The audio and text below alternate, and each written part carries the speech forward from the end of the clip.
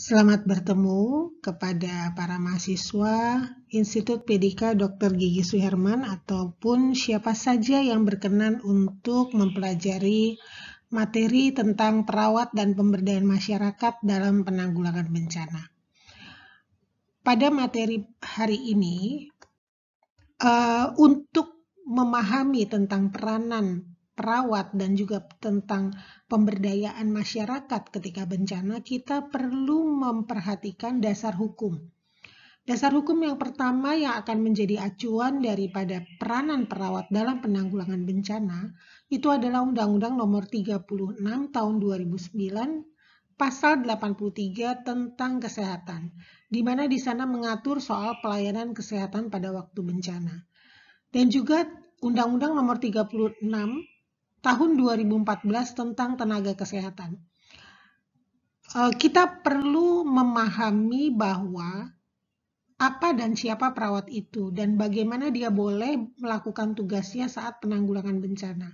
Dan untuk materi hari ini, kita akan mempelajari tentang pemberdayaan masyarakat yang dapat dilakukan oleh seorang perawat ataupun tenaga kesehatan. Oleh karena itu, kompetensi daripada sebutan perawat itu menjadi sebuah hal yang penting di dalam melaksanakan tugas keperawatan. Bicara soal pemberdayaan masyarakat, itu tujuan akhirnya adalah save community. Artinya menyelamatkan suatu masyarakat dari bahaya ataupun pengurangan resiko terhadap bencana yang mungkin terjadi pada masyarakat daerah tersebut. Oleh karena itu ada 3 hal yang harus dipahami tentang penanggulangan bencana. Yang pertama adalah pemberdayaan masyarakat itu sendiri yang akan kita pelajari dan kita pahami pada hari ini. Yang berikutnya adalah mitigasi. Minggu lalu kita sudah bicara soal mitigasi. Dan yang ketiga adalah first responder. Kalau kita ke arah berbalik jarum jam, yang pertama kali terjadi adalah first responder. Bagaimana ketika bencana itu ada, respon pertama yang dilakukan itu juga menentukan tingkat kerusakan ataupun keberadaan daripada masyarakat tersebut setelah terjadi bencana. Yang berikutnya adalah mitigasi. Bicara soal mitigasi minggu lalu, mitigasi adalah pengurangan resiko bencana. Oleh karena itu, judul daripada slide ini adalah sosialisasi peta kerawanan bencana dan respon serta penataan ruang terhadap daerah yang rentan terhadap bencana dan bagaimana masyarakat menanggapi tentang hal itu. Untuk first responder, itu bisa saja yang merespon adalah orang-orang yang memang mempunyai kompetensi, misalkan rescue, ataupun memiliki kemampuan untuk mengatur masyarakat, menemukan jalan evakuasi, jalur evakuasi. Biasanya yang sudah dilatih dalam level-level tertentu, baik awal maupun kompetensi lanjutan itu seperti PMR, Pramuka, Karang Taruna, sekarang Tagana, TNI, Polri, dan lain-lain. Tapi kalau bicara pemberdayaan masyarakat, kita bicara memaintain masyarakat itu memiliki keberadaan yang stabil, terlebih untuk kesehatan diri dan lingkungannya. Oleh karena itu ada istilah PHBS, ada dasawisma, ada RT RW, perkumpulan sosial. Karena kita bicara soal masyarakat, maka kita juga bicara apa yang terjadi pada masyarakat, itu yang kita pergunakan. Undang-Undang Nomor 38 Tahun 2014 mengatakan bahwa keperawatan adalah bagian pemberian asuhan kepada individu, keluarga, kelompok, atau masyarakat, baik dalam keadaan sakit maupun sehat. Sehingga seorang perawat sudah seharusnya mampu mengembangkan rencana asuhan keperawatan. Dia bisa bekerja sama dengan siapa saja, dengan dokter, terapis, keluarga, dan lain-lain. Nah, perawat itu sendiri bekerja dalam sebagian besar spesialisasi secara independen atau bagian tim. Jadi kalau orang sudah memiliki cita-cita menjadi perawat, dia juga harus bisa mempersiapkan dirinya bekerja secara individu dan bekerja secara tim. dengan titik berat memberikan asuhan kepada individu baik ketika dia sakit ataupun sehat. Pada Undang-Undang Nomor 36 tahun 2009 yang membahas tentang kesehatan, di situ dibahas pula tentang pemberdayaan masyarakat yang diharapkan bisa terjadi pada masyarakat Indonesia dengan berasaskan gotong royong, yang merupakan budaya masyarakat Indonesia sejak nenek moyang kita, begitu ya. Karena kenapa? Karena kontribusi daripada kesehatan itu akan mempengaruhi pembangunan secara nasional. Bahkan kajiannya sampai mencapai 70%.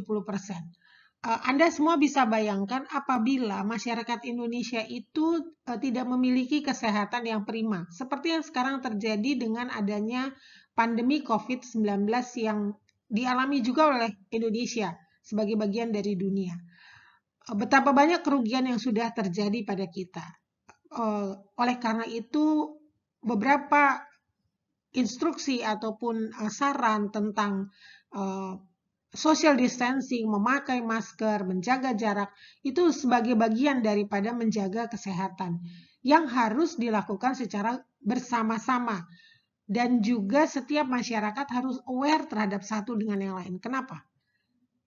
Karena kehilangan warga negara itu sesuatu yang tidak mudah bagi sebuah negara, apalagi memiliki warga tersebut memiliki kompetensi-kompetensi yang diharapkan dapat membangun bangsa dan negaranya, sehingga itu menjadi kerugian-kerugian gitu. Kontribusi-kontribusi yang bisa terjadi menjadi tidak ada ketika ataupun berkurang ketika masyarakat itu sakit ataupun meninggal. Nah, untuk mencapai upaya yang efektif, Undang-Undang 36 tahun 2009 ini mengatur dari mulai diri pelayanan kesehatan yang bisa diterima oleh per individu dan bagaimana memaintain kesehatan masyarakat secara gotong royong dengan melibatkan masyarakat itu sendiri. Kementerian Kesehatan Republik Indonesia pada bagian Pusat Krisis Kesehatan itu sudah menyusun tentang pemberdayaan masyarakat saat bencana. Definisi bagi Kementerian Kesehatan tentang pemberdayaan masyarakat pada saat bencana itu merupakan langkah strategis efektif yang berbasis community development dalam manajemen risiko. Jadi bicara soal penanggulangan bencana itu juga bicara soal manajemen risiko. Pemberdayaan masyarakat juga merupakan satu proses yang membangun manusia atau masyarakat melalui pengembangan kemampuan, perubahan perilaku, dan pengorganisasian. Jadi bagi Kementerian Kesehatan, sebuah pemberdayaan masyarakat itu adalah pengembangan kemampuan, perubahan perilaku, dan pengorganisasian masyarakat. Sehingga masyarakat itu bisa menjadi pelaku utama, yang di sana ada keterlibatan fasilitator, yaitu pemerintah atau LSM dalam pengembangan kemampuannya, sehingga terjadi perubahan perilakunya, sehingga ketika sebelum bencana, saat bencana, atau pasca bencana, kita bisa melihat adanya sebuah perbaikan-perbaikan sikap dalam menghadapi resiliensi bencana yang mungkin ada di satu daerah. Jadi di dalam pemberdayaan masyarakat di bidang kesehatan, itu tidak hanya berkumpul dan mendengar, tetapi juga satu ada tujuannya adalah upaya pencegahan penyakit, meningkatkan kesehatan diri, dan membuat lingkungan yang sehat.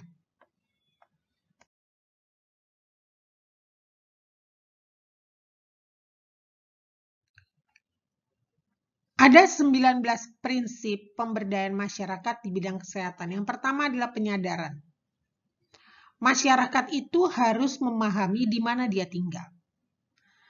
Apa bahaya yang bisa terjadi pada diri dan lingkungannya terkait dengan letak geografis dari daerah tinggalnya, atau daerah tempat dia bekerja, atau daerah yang di mana dia sebagian besar aktivitas kehidupan kesehariannya ada di daerah situ. Sesudah mereka menyadari di mana mereka tinggal, bahaya apa yang terjadi atau mungkin terjadi pada diri masyarakat itu sendiri, dilakukanlah pengorganisasian dalam rangka meningkatkan kemampuan masyarakat apabila terjadi resiko itu.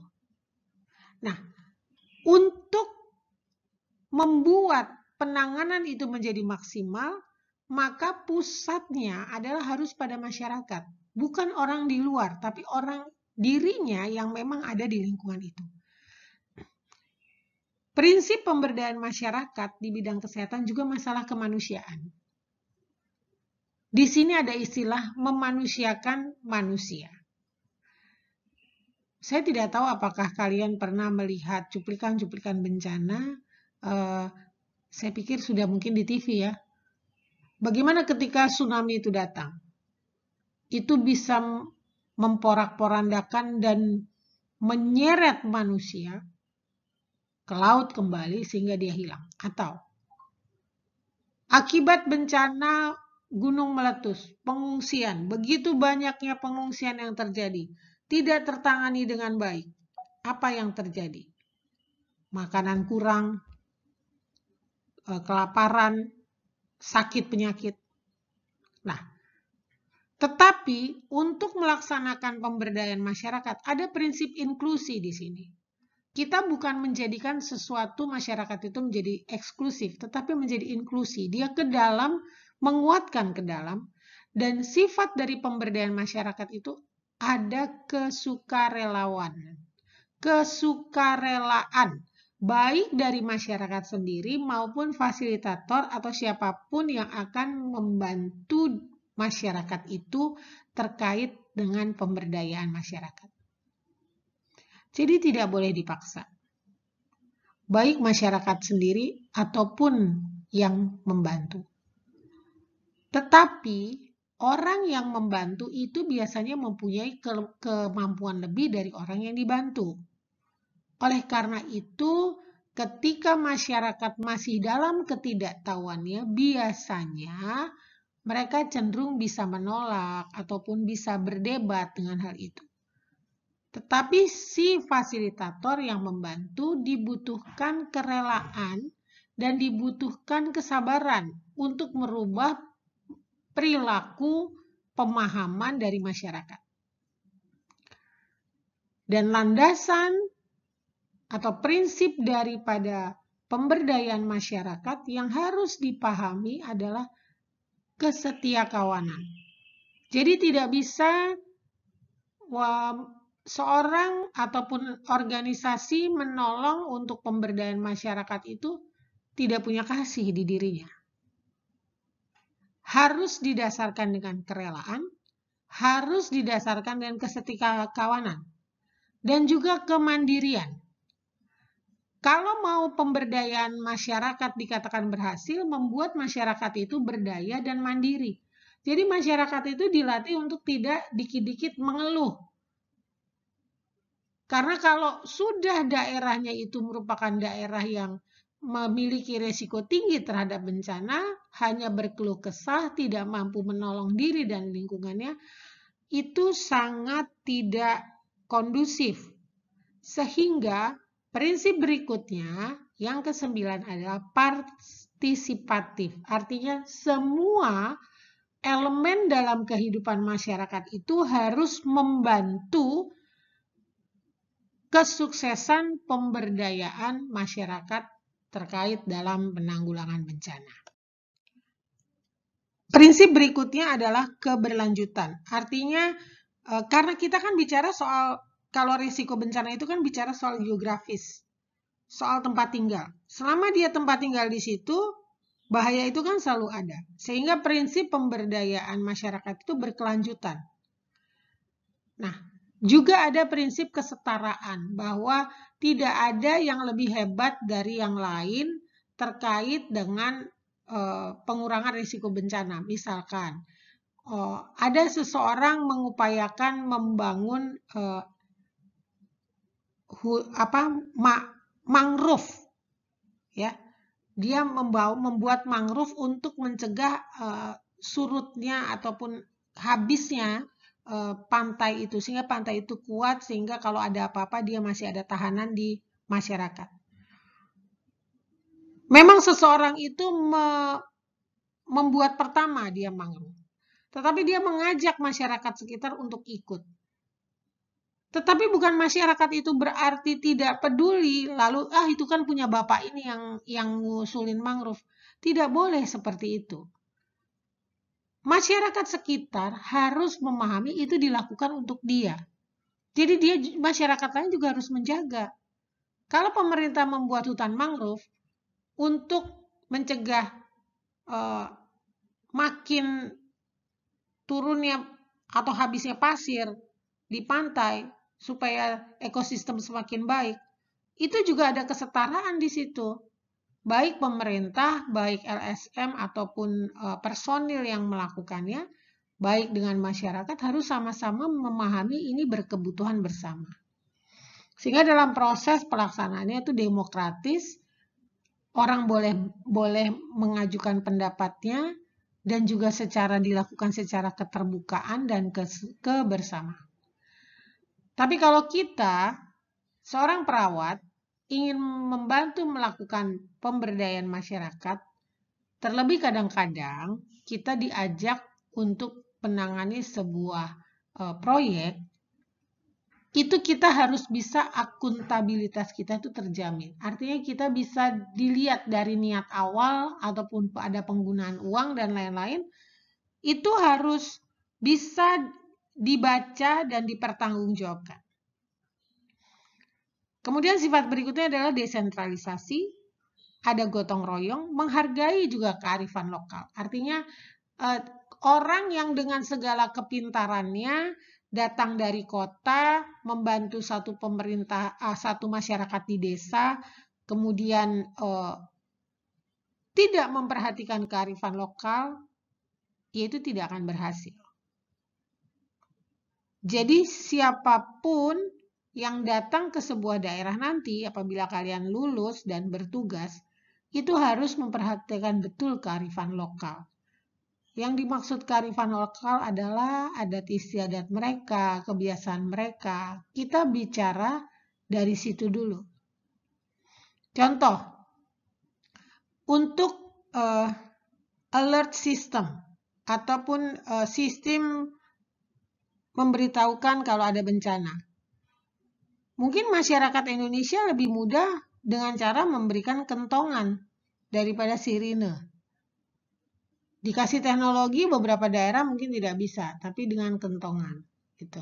Lalu mungkin ada piket-piket tertentu di daerah-daerah yang beresiko tsunami, di situ mereka mengadakan piket-piket tertentu.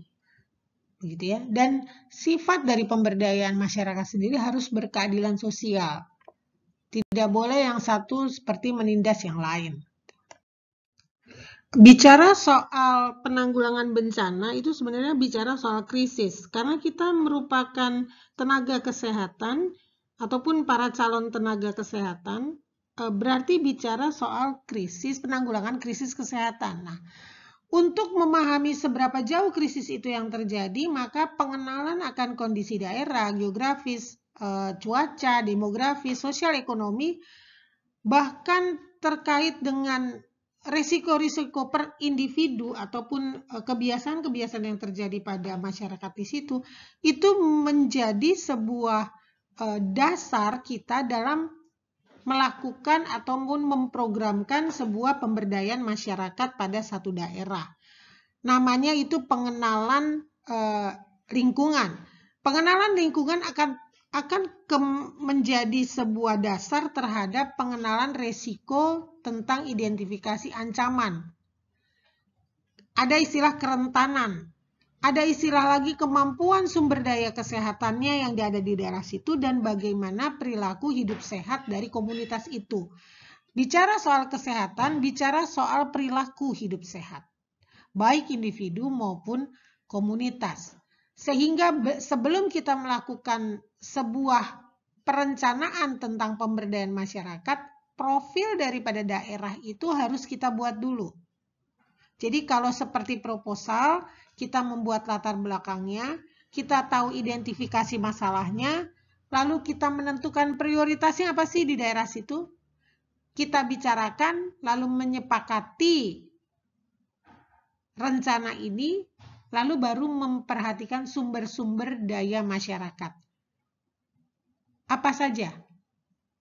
Artinya kita melakukan analisis SWOT di situ. Kekuatannya apa? Strength-nya apa? Weakness-nya apa? Opportunity-nya apa? Lalu threat-nya apa? Sehingga ketika kita sudah melakukan analisis SWOT misalkan, kita bisa membagi peran dalam melaksanakan kegiatan bersama. Sesudah itu ada pembinaan yang berkelanjutan. Slide sebelumnya kita membahas tentang cara pemberdayaan masyarakat dalam penanggulangan krisis. Yang pertama tadi kan mengetahui lokasi geografis, yang kedua memahami tentang ancaman bahaya. Nah, sesudah kita tahu, kita lakukan musyawarah. Keempat, perencanaan dan melibatkan semuanya. Membagi peran, berikutnya lagi melakukan pembinaan, lalu memantau. Tahapan ketujuh adalah memantau. Memantau ini ada dua, di 78 itu di 7 memantau perkembangan atau mengevaluasi kegiatan. Tetapi berikutnya lagi pemantauannya yang lanjutan adalah apakah nanti perlu dilakukan pembelajaran berikutnya. Untuk peningkatan kesadaran masyarakat, itu kan dari awal tadi sudah beberapa kali saya katakan adalah melibatkan masyarakat itu. Pelibatan masyarakat dapat melalui pelaksanaan beberapa kegiatan. Misalkan kita memberikan informasi atau pengumuman baik melalui radio, pemutaran film, flyer, dan lain-lain. Kemudian yang berikutnya, seorang perawat ketika dia memiliki hubungan yang baik di antara masyarakat tersebut, terkadang dalam penyusunan profil daerah atau kelurahan, kita bisa diajak bicara oleh pemerintah daerah yang ada di sekeliling itu. Sehingga kita bisa memasukkan profil desa atau kelurahan itu masuk dengan adanya kegiatan peningkatan kesadaran masyarakat. Nah, sesudah itu ada kajian. Kita juga bisa melakukan kajian-kajian terkait dengan risiko kesehatan. Sesudah ada kajian, kita juga bisa melakukan analisis. Lalu ada pemetaan risiko, lalu ada penyusunan contingency plan. Kenapa contingency plan ini perlu? Di dalam bencana ataupun penanggulangan bencana, tidak bisa kita hanya fokus di satu rencana, karena situasi dalam bencana atau krisis bencana, di krisis kesehatan itu bisa terjadi apa saja, baik di bencana alam, bencana sosial, atau termasuk pandemi ini.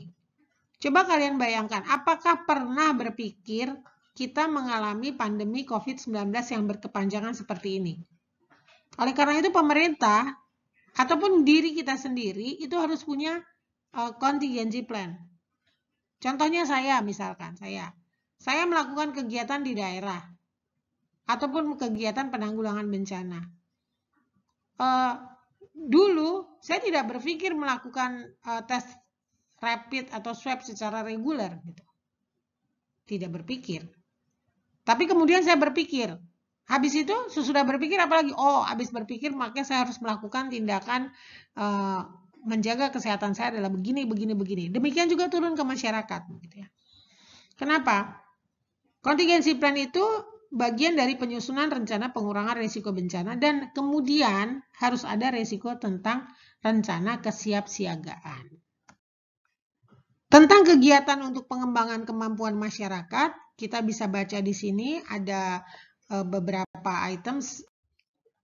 Kegiatan untuk mengorganisir masyarakat, seperti penguatan atau memperkaya kelompok. Memang penanggulangan bencana itu harus kelompok, nggak bisa sendiri-sendiri. Lalu membuat forum pengurangan risiko bencana. Artinya ketika sudah dibuat kelompok, masyarakat ataupun yang disatukan melalui kelompok itu mau memikirkan langkah-langkah apa saja yang bisa ditambah dalam agenda pemberdayaan masyarakat di bidang kesehatan dan penanggulangan krisis. Lalu sebagai think tank ataupun orang di kelompok itu yang pemikir, dia harus punya relawan untuk melakukan kegiatan itu sendiri. Ya. Sehingga kemampuan yang terjadi di kelompok itu berkembang dan punya jejaring. Upaya pemberdayaan masyarakat itu bukan hanya terbatas kita melakukan pelatihan terhadap masyarakat, melakukan membantu masyarakat misalkan membangun MCK ataupun mengadakan penyuluhan-penyuluhan. Tetapi bicara soal pemberdayaan masyarakat itu ada upaya peningkatan dalam hal advokasi terkait mengurangi resiko krisis kesehatan. Yang pertama, sosialisasi ke pemangku kepentingan. Di pemerintahan misalkan, di pemerintahan itu ada sebuah program untuk imunisasi misalkan. Nah, yang menjadi pemangku kepentingan di situ tentu adalah pejabat-pejabat terkait. Nah, bagaimana kita, sekalipun kita bukan perawat yang bertanggung jawab di lingkungan pemerintah, misalnya seorang PNS, kita perawat yang bekerja sendiri ataupun membantu di klinik itu. Tapi kita juga bisa memberikan sosialisasi ataupun masukan tentang bagaimana sih imunisasi kalau bencana nanti bagaimana sih sehingga orang yang memangku kepentingan itu yang bertanggung jawab di dalam hal itu dia paham begitu dan dia menerima masukan-masukan dari kita. Itu juga bagian daripada tugas dan fungsi kita untuk pengembangan pemberdayaan masyarakat. Nah, selain pemangku kepentingan juga pengambil keputusan. Nah, begitu kita tahu bahwa apa sih yang harus dipahami tentang penanggulangan bencana, kita mengetahuinya dari pengambil keputusan, kita memberikan sosialisasi ke masyarakat. Jadi, seorang tenaga kesehatan termasuk perawat di sini, bukan hanya harus bisa melakukan penyuluhan-penyuluhan dan lain-lain, tetapi dia juga harus bisa masuk ke langkah strategis terkait dengan upaya advokasi. Sehingga di sini saya mau ingatkan betapa banyak yang kita bisa lakukan seorang perawat dalam melakukan pemberdayaan masyarakat. Dengan catatan perawat itu ataupun calon perawat itu harus mau dan mau dimampukan. Orang mau bisa saja kemampuannya minim, dia nggak bisa apa-apa, tapi dia mau, maka dia harus mau dimampukan. Dimampukan artinya dia mau belajar. Belajar itu dikatakan sampai kapan? Sampai mati. Begitu ya. Sampai kita mati kita tetap harus belajar. Belajar mendengar, belajar membaca, belajar untuk memahami diri dan lingkungan kita. Karena ini pada slide ini adalah satu tahap di mana kita masuk ke dalam pemangku kebijakan atau pengambil keputusan, maka dibutuhkan sebuah kemampuan komunikasi dan kemampuan menguraikan kata-kata dan pemikiran yang baik. Gitu. Jadi ini memang sudah tingkat lanjut, tetapi bukan berarti kalian tidak bisa atau kita tidak bisa. Kita bisa. Hanya kita harus mempersiapkan diri lebih baik lagi. Bicara soal pemberdayaan masyarakat dalam penanggulangan bencana, itu biasanya ada penggalangan kemitraan, gitu ya.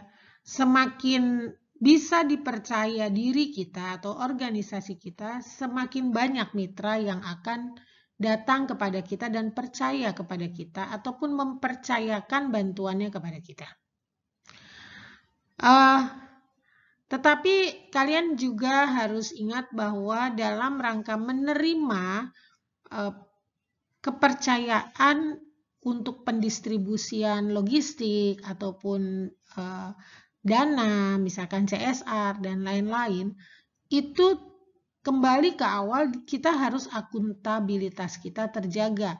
Karena tetap saja negara mengatur terkait dengan pelaporan dan konsekuensinya apabila kita menerima anggaran ataupun menerima dana dari masyarakat dan kita tidak mempergunakannya dengan bertanggung jawab.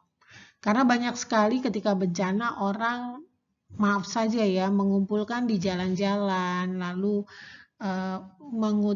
meminta sumbangan dan lain-lain. Sesudah itu gak jelas mau kemana. Minimal secara kerohanian, kita juga harus tahu lah apa yang baik dan yang tidak baik dilakukan gitu ya. Itu terkadang banyak sekali orang-orang yang seperti itu mempergunakan kesempatan dalam kesempitan. Saya tidak mengatakan menuduh orang dan lain-lain, tetapi yang terjadi adalah banyak tidak mempergunakannya dengan bertanggung jawab. Nah, tentu pemerintah sudah mengatur hal-hal seperti itu dan selama kita bisa membuktikan kita melakukan ataupun mempergunakan dana-dana itu bertanggung jawab, itu tidak masalah. Tetapi kalau kita memang mau menjadi berkat bagi lingkungan kita, bagi daerah kita, bagi negara kita, maka dari awal kemitraan yang terbangun harus dilaksanakan secara transparan dan bertanggung jawab. Sehingga peningkatan mutu kita nanti di depannya dalam pemberdayaan masyarakat akan semakin berkembang dan semakin meningkat. Nah, untuk melakukan menggalang kemitraan ataupun partisipasi lintas sektor dapat dilakukan melalui media sosial, ya. Tetapi juga kita tidak boleh menambah-nambahi atau berlebihan terkait beritanya. Nanti kita masuk jadi hoax. Sementara Undang-Undang ITE itu pasal 25 itu mengatur di situ dan konsekuensi hukum itu ada. Jadi dalam pemberdayaan masyarakat kita harus memperhatikan aturan-aturan tertentu dan menaatinya, gitu ya. Nah, terkait dengan pembelajaran yang menggunakan budaya setempat itu sudah dilakukan beberapa waktu yang lampau ya. Misalkan tentang untuk first response saja. Diberitakan dengan menggunakan bahasa daerah lokal, lalu diajarkan misalkan di Pulau Jawa gitu, anak-anak suka mendengar cerita panggung boneka yang untuk kearifan lokal, misalkan pewayangan gitu. Melalui pertunjukan pewayangan diberitahukanlah cara-cara ketika melakukan evakuasi, jalurnya harus kemana, ataupun memahami ketika tanda-tanda tertentu akan terjadinya gempa misalkan. Di situ dengan bahasa lokal, dengan gaya daerah tertentu diberitahu, oh misalkan terjadilah satu migrasi burung-burung secara berkelompok berpindah dari satu daerah ke daerah lain. Masyarakat diajarkan untuk melihat tanda-tanda alam. Nah, cara pembelajarannya mungkin kalau seperti ini, kalau kalian kan pakai internet ataupun pakai teknologi, tapi kalau di beberapa daerah tertentu tidak bisa dilakukan itu. Tetapi dilakukannya adalah dengan bernyanyi, dengan melihat pertunjukan, dengan melihat pewayangan atau apapun saja yang dimiliki oleh masyarakat itu dipergunakan terkait dengan pengurangan risiko bencana dengan menggunakan partisipasi dari masyarakat.